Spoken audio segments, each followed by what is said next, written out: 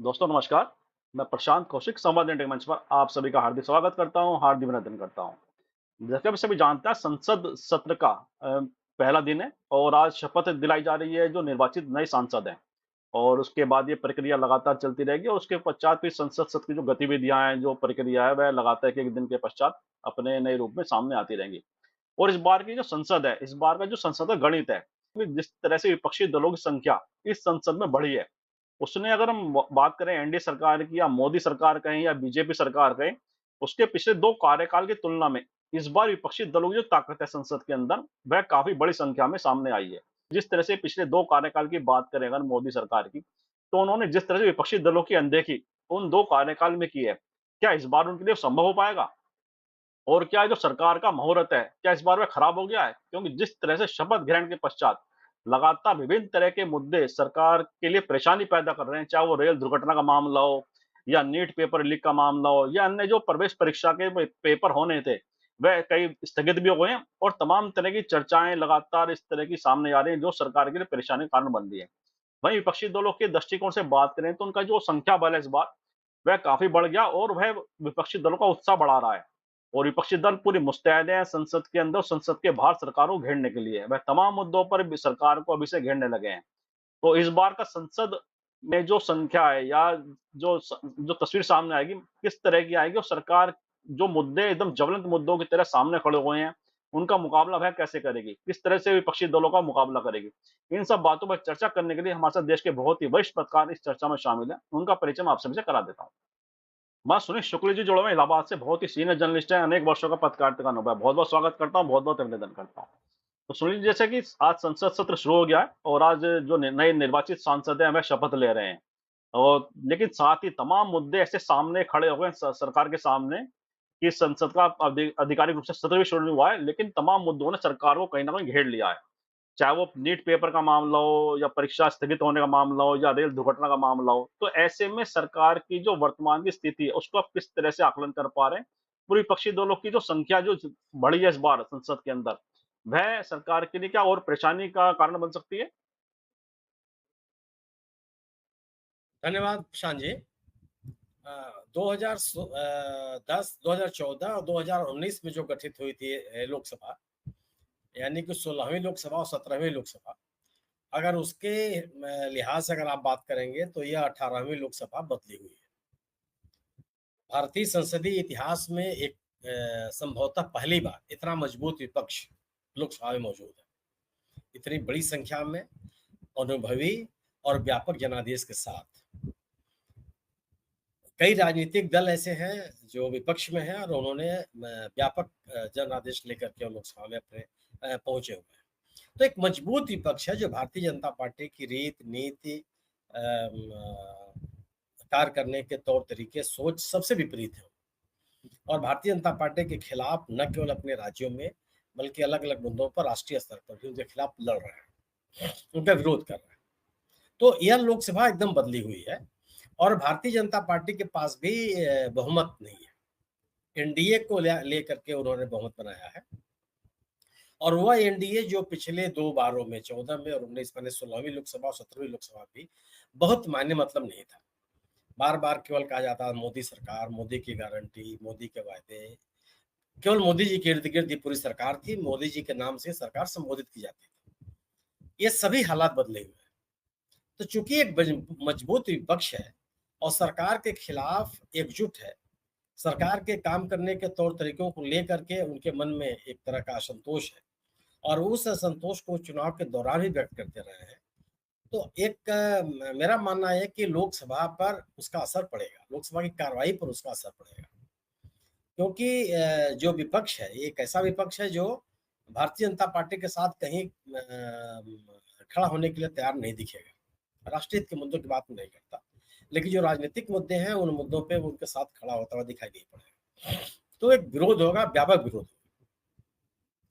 जो 16वीं लोकसभा में या 17वीं लोकसभा में स्थिति थी कि चूंकि विपक्षी दलों की संख्या कम थी, सदस्य संख्या कम थी और भारतीय जनता पार्टी के पास प्रचंड बहुमत था।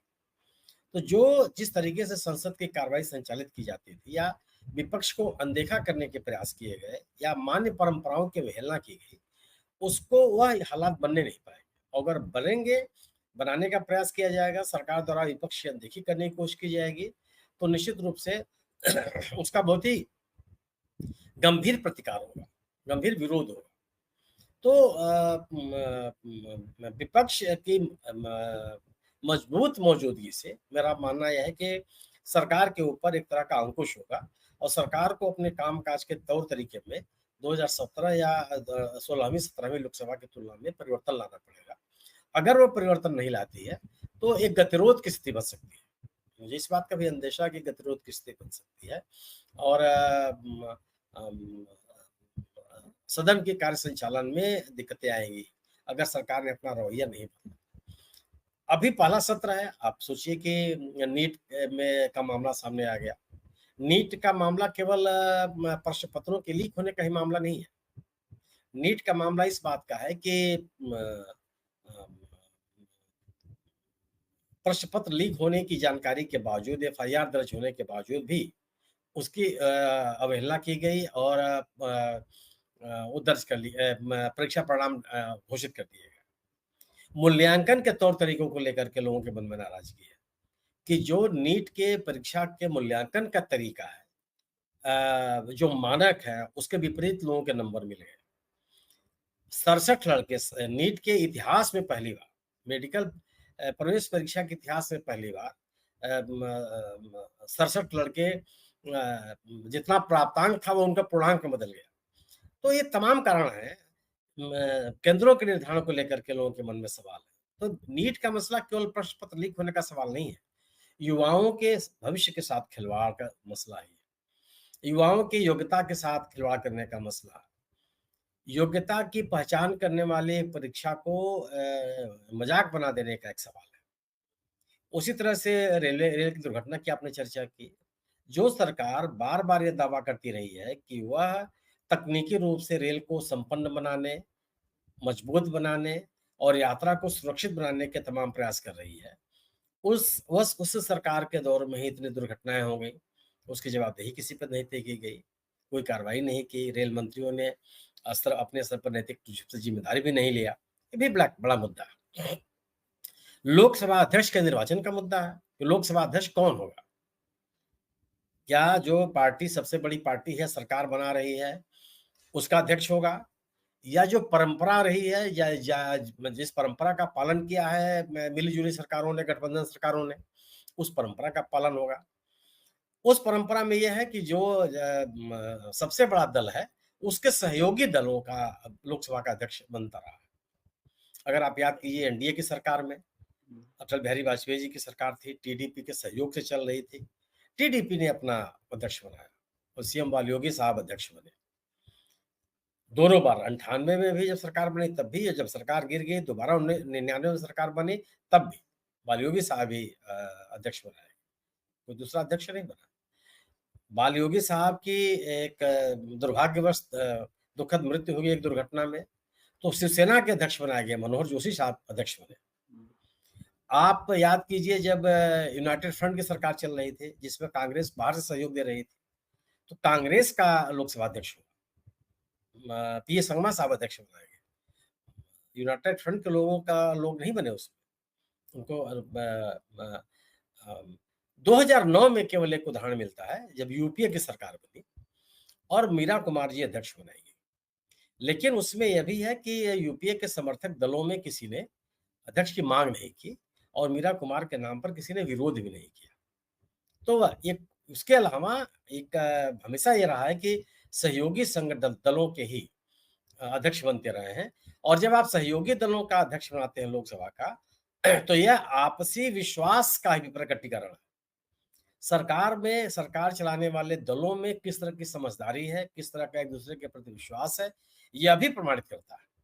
यह भी संदेश जाता है लोगों के बीच में कि यह सरकार केवल यूं ही नहीं चल रही है बल्कि आपसी विश्वास से चल रही है, एक दूसरे के सहयोग से चल रही है और जो राष्ट्रीय मुद्दे हैं, जो महत्वपूर्ण मुद्दे हैं, उन मुद्दों पर सरकार एक जगह है, एक साथ खड़ी है। इसका भी संकेत जाता है और अगर ऐसा नहीं होता तो यही संदेश जाता है कि जो सबसे बड़ी पार्टी है उसको अपने सहयोगियों पर विश्वास नहीं। सहयोगियों में संदेश जाता है कि जो सबसे बड़ी पार्टी है वो उनकी पार्टी में तोड़-फोड़ कर सकती है अपने बल पर बहुमत जुटाने के कोई ही प्रयास कर सकती है। भारतीय जनता पार्टी के का इतिहास भी रहा है कि इसने पार्टियों को तोड़ने मरोड़ने में कोई कसर नहीं छोड़ा। पार्टियों को तोड़ करके सरकार बनाने में कोई कमी नहीं छोड़ी, विभिन्न राज्यों में बनाए, लगभग 10-11 राज्यों में बनाए। लोकसभा और राज्यसभा के स्तर पर भी पार्टियों को तोड़ा, उनके सांसदों को अपने मिलाया। तो एक इतिहास भी है बीजेपी का। तो इस बात को भी लोगों के मन में संदेह है कि लोकसभा का अध्यक्ष विपक्ष का हो, यानी सहयोगी दल का हो या विपक्ष का। यह बड़ा मुद्दा है, यह सामान्य मुद्दा नहीं है। इसलिए मुझे लगता है कि यह भी एक विवाद का विषय है और विपक्षी दल इस पे अपनी बात रखेंगे। जो केंद्र सरकार का रवैया है राज्यों के प्रति आर्थिक सहयोग देने में, बाढ़, आपात संकट, तूफान, सूखा, इसमें जो केंद्रीय सहायता मिलती है, उसमें जो भेदभाव के आरोप लगते रहे हैं, वो बड़ा मुद्दा है। जो जीएसटी का जो संग्रह है, उसमें राज्यों को जो उसका हिस्सेदारी है, उसके भुगतान को लेकर के सवाल पैदा होते रहे हैं। आपको याद होगा कि पिछले दिनों केरल की सरकार, कर्नाटक की सरकार, पश्चिम बंगाल की सरकार दिल्ली में आकर के जंतर मंतर पर धरना दे चुकी है कि साहब हमारा जो टैक्स का हिस्सा है उसको दिया जाए। तो कई विषय हैं जिसको लेकर के गतिरोध की स्थिति, और अभी इन्होंने विपक्ष ने अपना एक तरह का विरोध प्रदर्शित किया जब लोकसभा में प्रोटेम स्पीकर जिस तरीके से नियुक्त किए गए, भरथरी साहब को बनाया गया। 7 बार के सांसद हैं, 8 बार के जो कांग्रेस के सांसद हैं के सुरेश जी, उनको नहीं बनाया गया। तो उनको लेकर के मन में नाराजगी है कि 8 बार के सांसद को आपने क्यों नहीं बनाया।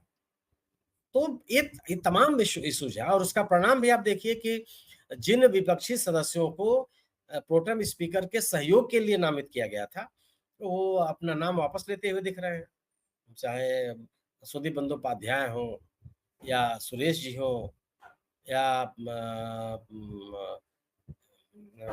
एक और सांसद हैं, ये सभी लोग 4 लोग हैं, मेरे ख्याल 4 सांसद हैं शायद। हाँ, जो विरोध के लोग विपक्षी दलों के हैं, वो नहीं, बीजेपी के जो समर्थक है जैसे राधा मोहन सिंह वगैरह, उनका तो कोई इस तरह का स्टेटमेंट नहीं है। लेकिन जो विपक्ष के लोग हैं, विपक्ष की तरफ से कहा जा रहा है कि वो अपने इस मनोनयन से संतुष्ट नहीं है। उन्होंने बाकायदे इसके लोग कहकर इंडिया रल समूह ने अपनी नाराजगी व्यक्त की है। तो विपक्ष अपनी बातों को लेकर के संसद में दमदारी के साथ अपनी बात कहेगा, जनता से जुड़े हुए सवालों को लेकर के प्रमुखता से उसको उठाएगा, सरकार के साथ आमने सामने खड़े होकर के संघर्ष की स्थिति पैदा करेगा अपनी बात करने में और अपनी बात मनवाने में, क्योंकि एक मजबूत विपक्ष है, सदस्य संख्या उनकी पर्याप्त है और सरकार को अनुभवी लोग उस लोकसभा में, जो उनके पास व्यापक संसदीय अनुभव भी है। तो एक अनुभव के आधार पर, जन समर्थन के आधार पर, संख्या बल के आधार पर, विभिन्न राज्यों से आने वाले दलों के आधार पर एक ऐसा विपक्ष है जो भारतीय जनता पार्टी को चुनौती देने की स्थिति में है, सरकार पर हमलावर होने की स्थिति में है, सरकार के खिलाफ सवाल खड़े होने करने की स्थिति में है। वह हालात नहीं बन पाएंगे कि आपको कोई कानून बनाना हुआ और आपने 150 से अधिक सांसदों को सदन से बाहर कर दिया।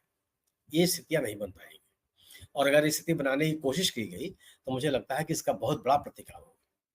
लोकसभा अध्यक्ष को लेकर के आप सोचिए कि टीडीपी का रवैया क्या है कि जो राजनाथ सिंह जी के केंद्रीय रक्षा मंत्री के घर पे एक सहमति के लिए बैठक हुई, उसमें टीडीपी के सदस्य शामिल नहीं हुए, उन्होंने कोई अपनी सहभागिता नहीं दी। गोया कि उस मसले को लेकर के अभी एनडीए गठबंधन में भी एक तरह का आपसी सहमति नहीं बन पाई है। जी जी, बिल्कुल ठीक कहा। कहीं न कहीं स्पीकर के पद को लेकर भी विरोधाभास कहीं न कहीं एनडीए के सहयोगी दलों में है। और अच्छा, जैसे कि प्रोटेम स्पीकर का आपने बात कही, क्या ये सरकार के लिए एक एक पहल नीति की अगर वो प्रोटेम स्पीकर जैसे जो सबसे ज़्यादा सीनियर 8 बार के सांसद हैं कांग्रेस पार्टी के सुरेश, उनको नामित कर देती? क्योंकि शपथ दिलाने की प्रक्रिया के अलावा मेरे ख्याल से प्रोटेम स्पीकर कोई और दूसरा कोई दायित्व नहीं है। तो ऐसे में अगर सौहार्द की, आत्मीयता की भावना को संसद के अंदर स्थापित करने के लिए अगर केंद्र सरकार ये पहल कर देती या राष्ट्रपति महोदया के द्वारा पहल हो जाती, तो उसके कुछ अच्छे संकेत आने वाले संसद सत्र के हम देखने को मिल सकते थे। क्या लगता है आपको? बिल्कुल मिल सकते थे और ये सरकार को करना चाहिए था, लेकिन ये सरकार बहुत आत्मविश्वास से भरी हुई नहीं है, क्योंकि प्रोटेम स्पीकर का काम केवल सदस्यों को शपथ दिलाना नहीं होता, नए अध्यक्ष के निर्वाचन में भी उसकी भूमिका होती है। नया अध्यक्ष के निर्वाचन की पूरी प्रक्रिया प्रोटेम स्पीकर की मौजूदगी में पूरी की जाती है। तो इसको भी लेकर के सरकार के मन में भय हो सकता है कि प्रोटेम स्पीकर ऐसा हो जो सरकार के अनुकूल एक सोच रखे या उनकी मददगार के रूप में साबित हो। वह इस मामले में रिस्क लेने के तैयार नहीं होगी। ये भी एक वजह होती है। लेकिन ये सही है कि भाई निर्वाचन की एक प्रक्रिया है, उस प्रक्रिया में सबको भाग ले, एक खुली प्रक्रिया हो, कि ऐसा भी नहीं है कि एक खुली प्रक्रिया ना हो। प्रोटेम लोकसभा के अध्यक्ष के निर्वाचन में जो राजनीतिक दल है वो व्हिप भी नहीं जारी कर सकते। हर सदस्य को आजादी होती है कि वो किसको अपना अध्यक्ष बनावे, तो वो भी एक स्थिति बनती है। सरकार एक पहल कर सकती थी इस प्रोटेम स्पीकर के मनोनयन में, कि वह एक सदाशयता दिखा सकती थी कि वह विपक्षी दलों के साथ एक बेहतर तालमेल करना चाहती है, एक एक बेहतर वातावरण चाहती है। लेकिन सरकार ने ऐसा नहीं किया और अब घिरी हुई है कि एक दलित व्यक्ति को प्रोटेम स्पीकर नहीं बनने दिया गया। अपनी ही पार्टी भारतीय जनता पार्टी के एक सदस्य है जो 8 बार के सांसद है, वो भी दलित है, उनको भी नहीं बनाया गया। तो एक इस निर्णय से भी भारतीय जनता पार्टी के ऊपर आरोप लगने लगे कि ये दलितों के हित चिंतक नहीं। पहले से ही कहा जाता है कि भारतीय जनता पार्टी ने अपने इतिहास में कभी भी किसी दलित को मुख्यमंत्री नहीं बनाया। बंगारू लक्ष्मण साहब को छोड़ करके कभी किसी दलित को राष्ट्रीय अध्यक्ष नहीं बनाया, कोई महत्वपूर्ण जिम्मेदारी नहीं दी। ये आरोप लगते हैं बीजेपी के ऊपर। वह आरोप फिर आज दोहराया जाने लगा कि प्रोटेम स्पीकर तक में आप किसी दलित नेता को स्वीकार करने के लिए तैयार नहीं है। किसी न किसी कारण से एक नई व्याख्या करके आप ऐसे लोगों को इन पदों से दूर रखना चाहते हैं। तो एक मौका था सरकार के पास, लेकिन अब सरकार के सामने यह है कि वह अपनी सदाशयता दिखाए या अपनी स्थिरता को लेकर के जो राजनीतिक चुनौतियां हैं उसका समाधान करे। सबसे बड़ा सवाल है, इस तरह के निर्णयों के दूरगामी प्रभाव पड़ते हैं। आपके ऊपर एक संदेश जाता है, अगर अगर विपक्ष और भारतीय जनता पार्टी विरोधी लोग ये कह रहे हैं कि बीजेपी का रवैया दलितों के प्रति बहुत ही सकारात्मक नहीं होता, तो ये आरोप और लंबा चलेगा। क्या ये लोगों को लगने लगा कि हाँ, ऐसा हो सकता है, क्योंकि अगर 8 बार का कोई सांसद है, क्यों नहीं बना सकते आप? अपनी ही पार्टी के सांसद को बना देते। तो ये बात तो एक अच्छा खासा मौका बीजेपी के पास था, सरकार के पास था, अपने ऊपर लगने वाले आरोपों से हटने का। फिर विपक्ष के प्रति उनका रवैया बहुत ही सकारात्मक नहीं है, विपक्ष से वो सहयोग नहीं लेना चाहती, अपने एजेंडे को लागू करने के लिए किसी सीमा तक जाने के लिए तैयार है, संसद सामान्य रूप से चले यह वातावरण बनाने के लिए भी सरकार नहीं तैयार है। ये जो इस तरह के आरोप लग रहे हैं, इन आरोपों से दूर होने का एक अच्छा अवसर था। लेकिन ठीक है, सरकार हर राजनीतिक दल का, हर सरकार का अपना कामकाज करने का तरीका होता है, हमारे आपके सोचने का तरीका अलग होता है। जी। बिल्कुल ठीक कहा आपने कि राजनीतिक दृष्टिकोण से सारे राजनीतिक दल फैसले ले लेते हैं कि कौन-सा निर्णय उनके लिए हितकारी रहेगा। क्योंकि उड़ीसा में भी सरकार बनी है बीजेपी की, हो सकता है उड़ीसा को संदेश देने के लिए उन्होंने ये फैसला किया हो। लेकिन जिस तरह से सामने मुद्दे एकदम से उभर के आ रहे हैं, आपने पहले भी कहा कि जिस तरह के मुद्दे वर्तमान में चुनौती पेश कर रहे हैं लगातार केंद्र सरकार के सामने, चाहे वो बच्चों का, छात्रों का मामला तो ऐसा बन गया है कि पूरे देश में राष्ट्रव्यापी वहाँ पे आंदोलन देखने को मिल रहा है विभिन्न राज्यों में, जो और खास तौर से हम देखेंगे जो 17 से 20 साल की उम्र के जो छात्र हैं, वो इस समय बिल्कुल सारे आंदोलित दिखाई देते हैं, बड़े स्तर पर अपने भविष्य को लेकर चिंतित दिखाई देते हैं। साथ ही उनके पेरेंट्स, अभिभावक जो हैं, वो भी कहीं न कहीं इन सब चीज़ों को बड़ी चिंता इस लेकर महसूस कर रहे हैं। तो ऐसे में सरकार का क्या दायित्व है, किस तरह का संदेश दे उस छात्र को, उस पेरेंट्स को कि जो अपने बच्चों के भविष्य के लिए इसमें चिंतित दिखाई दे रहे हैं। जिससे परीक्षा के पेपर लीक हो रहे हैं या दूसरी तरह के व्यवधान उनके अंदर आ रहे हैं। तो 17 से 20 साल की अगर उम्र देखें, एक बहुत ही ऐसी उम्र है जो बिल्कुल अपने भविष्य के लिए नींव को अपना सींचने के लिए तैयार होती है वो पीढ़ी। तमाम तरह के सपने होते हैं उस पीढ़ी के। तो ऐसे में छा सा सरकार कितनी गंभीरता और प्रदर्शित करे कि वह निश्चिंत हो सके अपने भविष्य को लेकर, जो स्टूडेंट हैं या उनके पेरेंट्स हैं, क्या किस तरह से देख पा रहे हैं पूरे विषय को आप?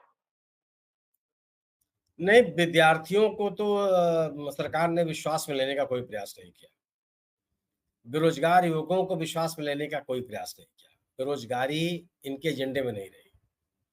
नीट की परीक्षा शुचितापूर्ण तरीके से हो, योग्यता के अनुकूल विद्यार्थियों का चयन हो, पारदर्शी और ईमानदार तरीके से परीक्षा का संचालन हो, बहुत ही तार्किक तरीके से और वैज्ञानिक तरीके से मूल्यांकन हो, इस बात का कोई संदेश नहीं दिया सरकार ने। पहला कि नीट के प्रश्न पत्र लीक हो गए, परीक्षा के पहले ही आउट हो गए। इसकी जानकारी होने के बावजूद, इसमें मुकदमे दर्ज होने के बावजूद, इसमें गिरफ्तारियाँ होने के बावजूद सरकार ने एनटीए ने परीक्षा परिणाम घोषित कर दिए। ये गंभीर विषय है। जब परीक्षा परिणाम सामने आए और आपत्तियाँ आईं परीक्षा परिणाम को लेकर के, तब भी केंद्रीय शिक्षा मंत्री ने उस पे लीपापोती करने की कोशिश की। उन्होंने शुरुआती बयान दिया कि प्रश्न पत्र लीक नहीं हुए। तो अगर कहीं थोड़ी-बड़ी गड़बड़ियाँ हैं तो उसको सुधार लिया जाएगा। आज वो कह रहे हैं कि प्रश्न पत्र लीक हो गए। प्रश्न पत्र लीक हुए इसका बाकायदे मुकदमा दर्ज हो गया था। पटना में, हरियाणा में और गोधरा गुजरात में। अब ये संज्ञान में लिया जाना चाहिए था। नीट की परीक्षा कोई सामान्य परीक्षा तो होती नहीं है। नीट की परीक्षा वो परीक्षा है जिसमें आप ये कह सकते हैं कि best mind of the country, जो बहुत बौद्धिक विद्यार्थी होते हैं, बहुत कुशाग्र विद्यार्थी होते हैं, वो इसमें शामिल होते हैं। जिनकी बौद्धिक क्षमता बहुत अच्छी होती है, वो इसमें शामिल होते हैं। कोई सामान्य विद्यार्थी नहीं शामिल हो सकता, उसकी सोच के बाहर है।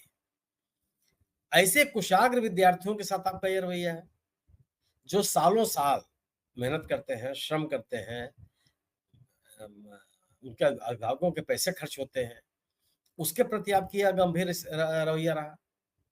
तो आप ये तो नहीं कहा जा सकता कि सरकार ने बहुत ही गंभीर रवैया अख्तियार किया। इसका परिणाम है कि ये विद्यार्थी सड़कों पर है। जो विद्यार्थी डॉक्टर बनने के लिए निकले हुए थे, वो आज सड़कों पर चिलचिलाती धूप में वो चिलचिलाती धूप में प्रदर्शन कर रहे हैं। वही चिलचिलाती धूप में अपनी माँगों को लेकर के सड़कों पर चल रहे हैं। उनके साथ उनके अभिभावक हैं। 23 लाख विद्यार्थी हैं। 23 लाख विद्यार्थियों का मतलब 23 लाख परिवार। एक परिवार में 4 आदमी, मतलब अगर कम से कम 1 करोड़ से ज़्यादा लोग इसमें प्रभावित इस स्थिति से प्रभावित हो गए। तो ये तो नहीं हुआ। दूसरी चीज़ कि नीट पोस्ट ग्रेजुएट का इम्तिहान, वो परीक्षा कराने में आपने असमर्थता व्यक्त कर दी। यूजीसी नेट की परीक्षा जो हुई थी, उसको स्थगित करना पड़ा, रद्द करना पड़ा, परीक्षा के जस्ट 1 दिन के बाद। विश्वविद्यालयों में, केंद्रीय विश्वविद्यालयों में प्रवेश की जो जॉइंट एग्जामिनेशन था, वो सब एनटीए ने कह दिया कि हमारे पास क्षमता नहीं है, अभी आवश्यक प्रबंध नहीं है कि हम परीक्षा करा सकें। अगर आप गंभीर हैं तो एनटीए बनाने की जरूरत क्या थी? जब एनटीए बनाया गया तभी विरोध किया गया था इसका। भाई सीबीएसई ये परीक्षा संचालित करती रही है। सीबीएसई एक ऐसा संस्थान है, एक ऐसा संकाय है जिसके पास परीक्षा कराने का व्यापक अनुभव है। विभिन्न विद्यालयों के ऊपर उसका नियंत्रण है। जो सीबीएसई बोर्ड से एफिलिएटेड कॉलेजेस है, उनके ऊपर उनका नियंत्रण है। विभिन्न राज्यों का जो विद्यालयों का इंफ्रास्ट्रक्चर है, उससे वो वाकिफ है और जमाने अरसे से वह इम्तिहान कराते चले आ रहे हैं। क्यों ले लिया गया उनसे? एक ऐसे संस्थान को दे दिया गया जिसके पास कोई अनुभव नहीं था और उसकी कोई आवश्यकता नहीं थी, जिसका अपना कोई इंफ्रास्ट्रक्चर नहीं है। तो एनटीए बनाते समय इस तरह के संदेह पैदा हुए थे और एक खास विचारधारा के लोगों को उसमें शामिल करने की कोशिश की गई। अभी भी जब नीट की परीक्षा को लेकर के विवाद पैदा हुआ, तो चेयरमैन को क्यों नहीं हटाया गया?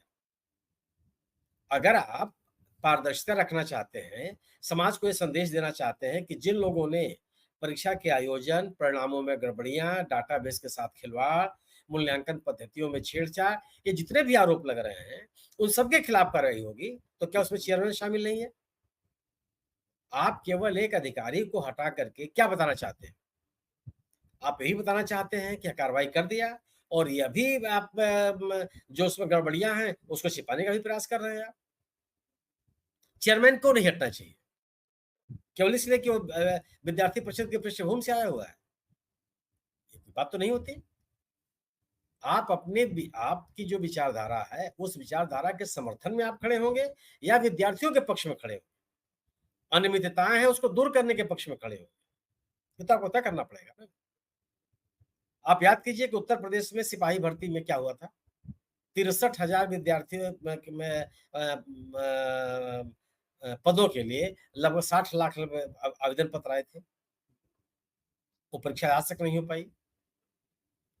वो अभ्यर्थी एक ही परीक्षा के लिए बार-बार शुल्क जमा करें, दौड़-दौड़ करके विभिन्न केंद्रों तक जाएँ और उसके बाद आपका रवैया ये है, तो कैसे माना जाएगा कि परीक्षाओं की शुचिता के प्रति सरकार गंभीर है? या यूजीसी नीट पीजी की परीक्षा, जब लोग अपने-अपने केंद्रों पे, अपने-अपने स्थानों पे पहुँच गए, तब पता चला कि आपने परीक्षा रद्द कर दी है। क्यों रद्द कर दिया भाई? उसकी वजह भी आप नहीं बता रहे हैं। तो इन विद्यार्थियों के साथ या उन युवाओं के साथ एक एक अच्छा तालमेल हो, उनके मुद्दों के साथ सरकार की गंभीरता हो, वो तो दिखाई नहीं पड़ती। सरकार अपने राजनीतिक एजेंडे के तहत चीज़ों की लिपापोती करना चाह रही है और यह समाज में बहुत इसका संदेश डाउन द लाइन बहुत अच्छा नहीं जा रहा है। लोग सरकार को युवाओं के भविष्य को लेकर के बहुत ही गंभीर पहल करते हुए नहीं पा रहे हैं, नहीं देख रहे हैं। और यह कम से कम किसी समाज के लिए, किसी भी देश के लिए बहुत ही चिंता का विषय होना चाहिए। जी। बिल्कुल ठीक कहा आपने कि समाज के लिए चिंता का विषय है, क्योंकि जिस तरह से पेपर की जो अनियमितताएँ सामने आ रही हैं, उन बच्चों के लिए और उनके पूरे परिवार को प्रभावित करती है। लेकिन साथ ही जिस तरह से विपक्ष के दल की बात करें, विपक्षी दल जिस तरह से इन मुद्दों को उठा रहे हैं लगातार, राहुल गांधी नीट से प्रभावित छात्र जो हैं, जो इस पेपर लीक से प्रभावित छात्र हैं, उनसे मिले भी, उनके प्रतिनिधिमंडल जो बच्चों का गया था उनके पास, उनसे उन्होंने मुलाकात भी किया। तो सरकार पे इसका दबाव भी बढ़ेगा निश्चित रूप से कहीं न कहीं, और साथ ही संसद के अंदर जो विपक्षी दलों की रणनीति है, जैसे उनके बयान सामने आ रहे हैं कि इस बार संसद में विभिन्न तरह के मुद्दे हम उठाएँगे, चाहे नीट परीक्षा का मामला हो या दूसरे रेल दुर्घटना का मामला हो या तमाम तरह के मुद्दे हैं। ऐसे में विपक्षी दलों की रणनीति को आप किस तरह से आकलन कर पा रहे हैं कि विपक्षी दल पिछले 2 कार्यकाल का जो उनका अनुभव रहा है, उससे कुछ सीख लेंगे इस बार के संसद के नए कार्यकाल के अंदर, और विपक्षी दल ज़्यादा बेहतर रणनीति से, तो संख्या भी उनकी बढ़ गई है, ताकत भी बढ़ गई है, क्या ज़्यादा बेहतर रणनीति से कुछ अमल करते हुए दिखाई देंगे अपनी रणनीतियों पर? क्या लगता है आपको? नहीं, आओ अपने मुद्दे पर हमलावर रहेंगे, सरकार को घेरेंगे वो जो उनकी ज़िम्मेदारी है, सरकार के कामकाज के ऊपर सवाल पैदा करेंगे। नीट परीक्षा को लेकर के किसी दबाव की ज़रूरत ही नहीं थी सरकार के ऊपर। ये तो सरकार को आगे बढ़ के पहल करना चाहिए था। इतनी जो बहस छिड़ी हुई है, इसकी आवश्यकता ही नहीं थी। अपने गतिविधियों से सरकार ये बताने का प्रयास कर रही है कि उसको परीक्षाओं की शुचिता को लेकर कोई चिंता नहीं है। वो तो सरकार खुद कटघरे में खड़ी हो गई अपनी करतूतों से। विपक्ष तो हमलावर होगा ही होगा। विपक्ष क्यों छोड़ेगा? और एक जो भी राजनीतिक दल हैं, जो राजनीति कर रहे हैं, उनकी ज़िम्मेदारी बनती है कि वो जो आंदोलित और उत्तेजित विद्यार्थी हैं, उनको आश्वासन दें कि देश उनके सामने खड़ा है या राजनीतिक दल उनके साथ खड़े हैं या कोई नेता उनके साथ खड़ा है। राहुल गांधी ने अपनी ज़िम्मेदारी का निर्वाह किया है। इन आंदोलित लड़कों के साथ संवाद कायम करके, उनके समूह को बुला करके, उनसे बात करके, उन युवाओं को संबोधित करके कि नहीं हम आपके साथ खड़े हैं और इस मुद्दे को लेकर हम गंभीर और किस सीमा तक जाएंगे। एक किस तरह का एक आश्वासन होता है। और आप ये सोचिए कि सरकार को लेकर के किस अविश्वसनीयता की स्थिति है। ये राहुल गांधी क्या है? राहुल गांधी क्या कर लेंगे? जो कुछ करना होगा तो सरकार करेगी ना। लेकिन सरकार के इस रवैये के कारण लोग विपक्ष के नेता के पास जा रहे हैं, उनके आह्वान को स्वीकार कर रहे हैं, उनसे मिलने की पहल कर रहे हैं, उनके साथ बैठ करके संवाद कायम कर रहे हैं। तो विपक्ष ने कम से कम इन युवाओं को विश्वास में लेने का प्रयास किया, उनके घाव पर मरहम लगाने की कोशिश की, उनके उत्तेजना को शांत करने का प्रयास किया, उनको विश्वास दिलाने का प्रयास किया कि नहीं उनकी समस्याएं देश की समस्या है और उसकी लड़ाई लड़ी जाएगी। जो काम सरकार को करना चाहिए था, वो काम विपक्ष कर रहा है। सवाल है विपक्ष के अपनी बात कह रहा है, वो कहता रहे, सरकार सुने या न सुने। मणिपुर में क्या हुआ? मणिपुर में जो पहल राहुल गांधी ने की, वो पहल तो प्रधानमंत्री को करनी चाहिए थी, सत्तारूढ़ दल के नेताओं को करनी चाहिए थी, केंद्र सरकार के मंत्रियों को करनी चाहिए थी कि जो लोग अपने घरों से विस्थापित होकर शरणार्थी शिविरों में रह रहे हैं, जहां जो हिंसा से प्रभावित लोग हैं, उनसे जाकर के मिलना, उनको विश्वास में लेना कि आप अकेले नहीं हैं, आपकी इस संकट के दौर में भी सरकार और देश आपके साथ खड़ा है। वो तो सरकार ने किया नहीं, वो विपक्ष ने किया और उसका राजनीतिक खामियाजा भी भुगतना पड़ा बीजेपी को। मणिपुर की दोनों सीटें बीजेपी हार गई। पूरे पूर्वोत्तर में बीजेपी सरकार के खिलाफ एक माहौल बन गया। तो आप जो करते हैं उसका परिणाम आपके सामने आता है। विपक्ष लोगों के साथ खड़ा दिखाई पड़ा, उसको जन समर्थन मिलता दिखाई पड़ा, उसके साथ उसके सदस्य संख्या बढ़ती दिखाई पड़ी, बीजेपी को लोग खारिज करते हुए दिखाई पड़े।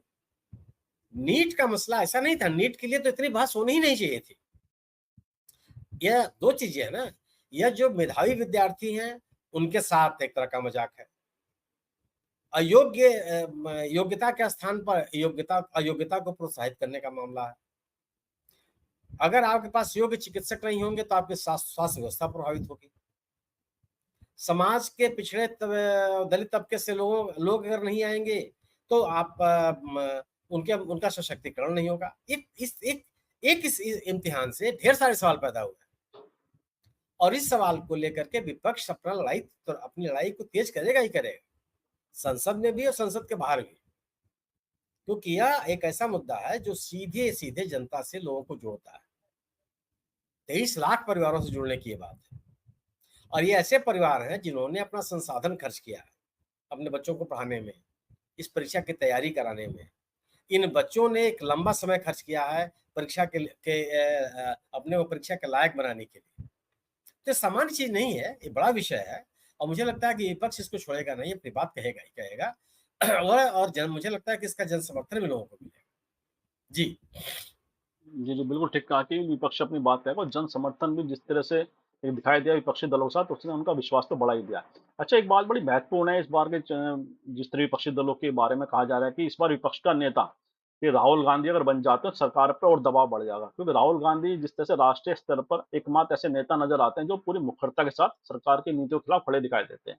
और अगर विपक्ष का नेता वह स्वीकार कर लेते हैं इस पद को, तो साथ ही कई सारी मीटिंग में उनका आमना-सामना प्रधानमंत्री जी के साथ उन बैठकों में हो सकता है, जो संवैधानिक बैठक होती हैं सरकार के और विपक्षी दलों की। तो ऐसे में अगर राहुल गांधी स्वीकार करते हैं, उसका किस तरह परिदृश्य बनेगा? और अगर राहुल गांधी की जगह कोई दूसरा नेता इस पद पे आता है, राहुल गांधी स्वीकार नहीं करते हैं, तो उसके वह क्या परिदृश्य होगा? अगर दोनों स्थितियों का आकलन करें तो? राहुल गांधी विपक्ष के नेता बने या न बने, विपक्ष का चेहरा राहुल गांधी ही है। इस देश में इस सरकार के खिलाफ कोई राजनीतिक माहौल बना है, एक राजनीतिक आंदोलन की स्थिति बनी है, तो उसके पीछे राहुल गांधी। जनता से जुड़े हुए सवालों को जनता के बीच में ले जाना और सरकार पे सवाल खड़ा करना, उस सवाल को लेकर के जनता से संवाद कायम करना और जनता को अपने साथ जोड़ना, ये पूरी की पूरी गतिविधियों में, राजनीतिक गतिविधियों में राहुल गांधी की मुख्य भूमिका रही। यह आधिकारिक बैठकों में उनका होना न होना बहुत मायने नहीं रखता। यह सरकार विपक्ष के साथ इसका क्या रवैया रहा है, यह 16वीं 17वीं लोकसभा में देखा जा चुका है। कहीं भी विपक्ष से सहयोग लेने का प्रयास नहीं किया।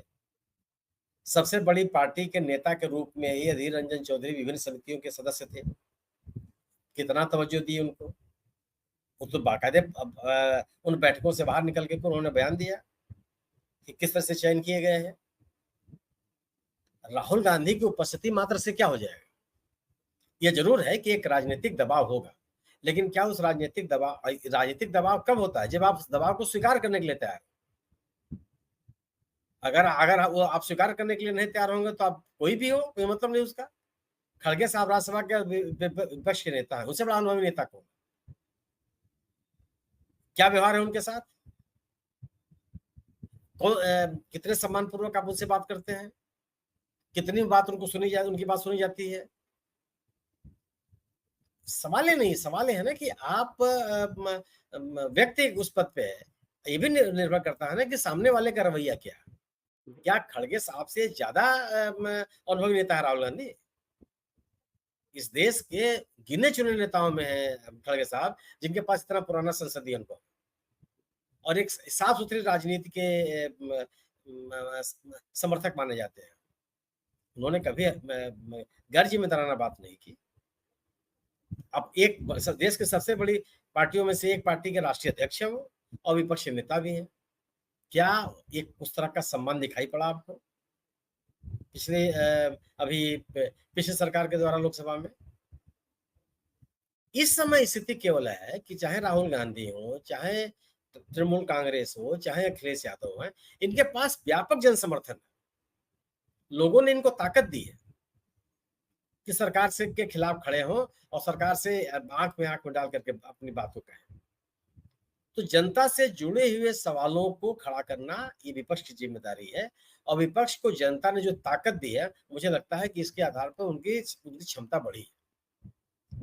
राहुल गांधी अगर विपक्ष के नेता बनते हैं, तो इन चीज़ों का कोई बहुत असर नहीं है। वो तो तब भी नहीं रहेंगे, तब भी बोलेंगे। कांग्रेस पार्टी को जो मौका मिलेगा, उसमें सर्वाधिक समय मिलेगा उनको बोलने के लिए। 5 बार के वो सांसद हैं, ऐसा भी नहीं है कि पहली बार चुन कर के आए हैं। तो कोई आप उनको उनकी जगह सीट बदल देंगे, आप इधर-उधर डाल देंगे। जो मानक है संसद में बैठने के, वो सही मानक पूरा करते हैं राहुल गांधी। मुझे लगता है कि जनता में जो राहुल गांधी की अपील है या इस सरकार के खिलाफ जो राजनीतिक माहौल बनाने की कोशिश कर रहे हैं राहुल गांधी, वो ज़्यादा महत्वपूर्ण है। वह उन गतिविधियों में जो राहुल गांधी के का उपयोगिता है, वो ज़्यादा है। सरकार संसद जितने दिन चलेगी उतने ही दिन तो आप विपक्ष के नेता रहेंगे। बाकी दिनों में तो आप भी सामान्य नागरिक हैं। आप भले आपको कुछ सुविधाएँ मिल जाएँगी, तो उस सुविधा के चाह में तो राहुल गांधी घूम नहीं रहे हैं। वो तो अभी भी जब उनका सरकारी मकान ले लिया गया, तो दोबारा सरकारी मकान नहीं लिया उन्होंने, अपनी माँ के साथ रहते हैं। तो ऐसा तो नहीं ना कि राहुल गांधी सरकारी सुविधाओं की चाह में परेशान हो, कि नहीं-नहीं ये चीज़ें हमको मिल जाएँगी। एक नेता के रूप में उनकी पहल है और वह मुझे लगता है कि वो ज़िम्मेदारी बड़ी है। अभी जो भारतीय जनता पार्टी को लोगों ने स्वीकार किया विभिन्न राज्यों में, उसमें राहुल गांधी की राजनीति को नकारा नहीं जा सकता। सहयोगी दलों की भी बड़ी भूमिका है, उनकी भी भूमिका से भी नकारा नहीं जा सकता। लेकिन विपक्ष की जो विश्वसनीयता बढ़ी है और बीजेपी के विकल्प के रूप में विपक्ष को स्वीकार करने की जो धारा चली है, उसमें राहुल गांधी की भूमिका है। उन्होंने उसको महत्वपूर्ण बनाया। मेरा अपना मानना है कि राहुल गांधी विपक्ष के नेता बनते हैं भी तो तभी महत्वपूर्ण बात है, इसमें कोई गलत नहीं होगा। लेकिन ज़्यादा भूमिका उनकी बाहर है, सड़क पर है। सड़क की उनकी राजनीतिक गतिविधियां इस देश पे ज़्यादा असर डालेंगी अपेक्षाकृत कि विपक्ष के नेता की। जी। जी, जी, जी। बिल्कुल ठीक कहा आपने कि विपक्ष के नेता के जो संवैधानिक पद है उसको स्वीकार करने की ऐसी कोई इतनी महत्ता नहीं है, जितना उनका जो लगातार जनता संवाद रहा है और जनता के मुद्दों को लेकर जिस तरह से संघर्षरत रहे हैं पूरे देश के अंदर, उसने उनकी छवि को ज़्यादा बड़ा बनाया है, ज़्यादा लोगों से जोड़ा है। और इन्हीं शब्दों के साथ आज की चर्चा को विराम भी देते हैं और आपने पूरे जिस तरह से पूरे परिदृश्य का आकलन किया, विश्लेषण किया है, मुझे विश्वास है हमारे दर्शकों को चर्चा ज़रूर पसंद आएगी। और मैं आपका भी बहुत-बहुत आभार, धन्यवाद व्यक्त करता हूँ कि आपने अपने बिज़ी शेड्यूल में से हमारे दर्शकों के पास समय निकाला। बहुत-बहुत धन्यवाद आपका। और मैं आप सबसे भी आग्रह करता हूँ इस वीडियो को लाइक करें, शेयर करें, कमेंट करें। साथ ही संवाद इंडिया चैनल को सब्सक्राइब के साथ बेल आइकन ज़रूर दबाएँ, जिससे संवाद इंडिया के अपडेट आपको समय से मिलते रहें। आप सभी का बहुत-बहुत धन्यवाद, बहुत-बहुत अभिवादन।